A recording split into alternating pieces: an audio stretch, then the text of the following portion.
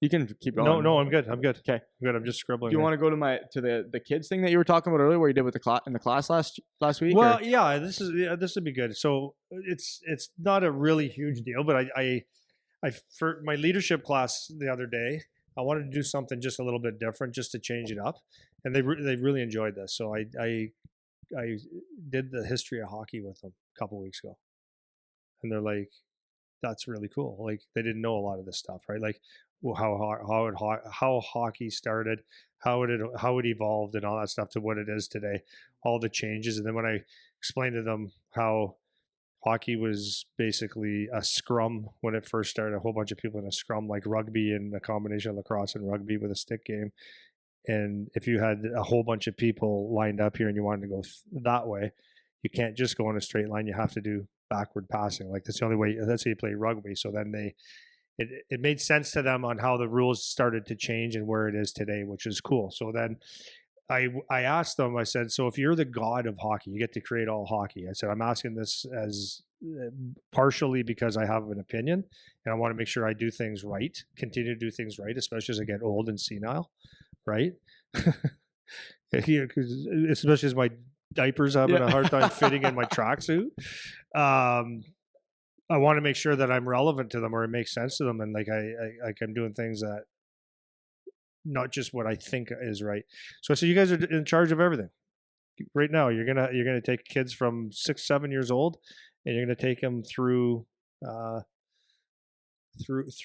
whatever. I said, you're gonna run a practice, or here's your team. What would you focus on most, skill or games or whatever? Like what's more important? So of course you're gonna get some kids that say, and I think they were being honest. Like, I think skill is more important. I think you should work skill because if you have a lot of skill, then you can play. I said, okay, cool. And I said, and most of them would say games are better. And I said, okay. And then obviously a combination of like, you got to get both, right?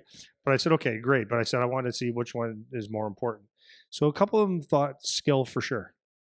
So I said, okay. So I said, so how did I say this? So you got to design it though. Like, what would you think would make you a better player? So I explained to them. I said, okay, I'll give you my opinion. I think anything that resembles a game would be more important because in a skill, like basically there's 10 guys on the ice in a game. And if you know how to skate and stick handle and shoot, I said, that's really good for when you have the puck. But when you don't have the puck, what do? And you got to learn how to play the game within the game and all that kind of stuff. So I said, but you guys are the god of all sports, so it's all fine.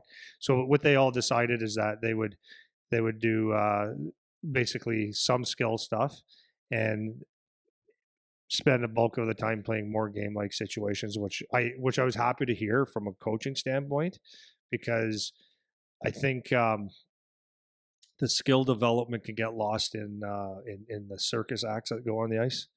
Right, like we talk about that a lot, but like you can get over skilled, if that makes sense. You can be too many things that, or things that are you consider skills, but skills that you don't really necessarily use. Right, like if you look at a defenseman, most of the time, if you say let's work on some skill, if you separate the ice, what do you usually see? You see defensemen doing shooting drills, right? And most defensemen don't get a whole ton of shots or one times, or players doing one times. It's like some guys never take a one time all year.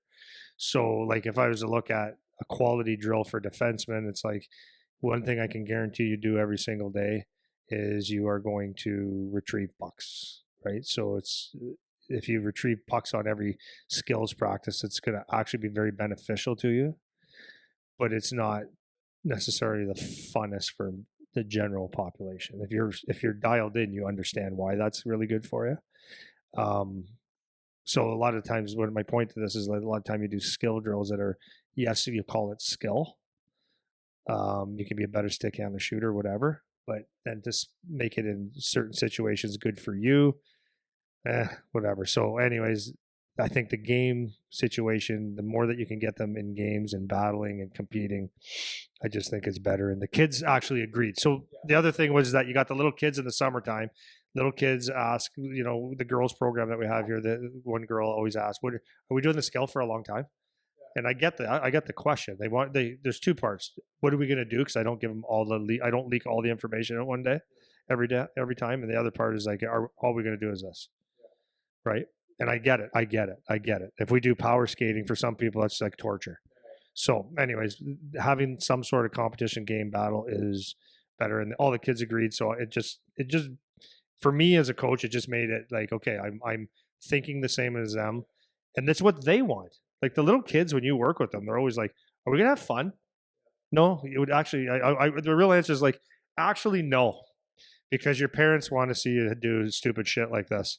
Not stupid shit, but they want to see pylons in a circus act out here.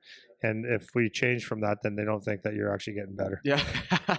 Playing a cross ice game or a battle game, they think that that's just a cute little exercise, even though it's the most important part. So it's funny, like I'm finding more and more now that these kind of ideas that we've been talking about for so many years, and like you started it obviously, as most things. I kind of fall in line with your philosophy. It trickles down to me for most things, but uh, it's starting to be popularized. I think now, like the perspective that we've been saying for several years. Not, I'm not in any way saying we started it necessarily, or like it was. Like you're not saying globally. I think it probably is. Like, I'll finish my sentence, and then, but I think I'm not trying to say that we started the idea, but just I know we've been talking about it for a long time. Is just like the overskill, the vanilla. I just saw like a thing on the coaches site came out the other day, and the guy that they had on, I forget who it was saying that the players all look the same. They're all doing the same stuff. It's like how long have we been saying that for? It starts with that skill stuff. It's like it's doing skill stuff is not the same as playing, in a game. And that's something that I think seems to be more popular as an idea, now. And just like the fact that so many, like there's not a lot of differentiation among the players. The creativity is not as clear. And if you see somebody like you've been saying that does something a little bit different, you stand out like crazy. You stand out like crazy. So as much as the baseline level of skill for everyone is so much higher today than it's ever been, it's just there's not a lot of those guys that have a little bit something different. But to your point, it's cool to hear that the kids kind of say that, like the way that they would design it as the kids that are out there on the ice, like they're kind of falling in line with the same way that you're thinking about it. Well, it's like, oh, I got another thing for you. But it's like the kids really, if you just let them be, this is when you can let them be honest, when you can just let them be honest and not have direct an answer or expect an answer like you would in school. If you just let them be honest and let them say what they say, like most of them would probably come to the realization, I'm just speaking for them. If you were sitting there being honest for 15-year-olds or 16-year-old kids, 14-year-old kids, and say like, if you can get in their head and say, do you think you'll play in the NHL? They'd probably say, well, no, right?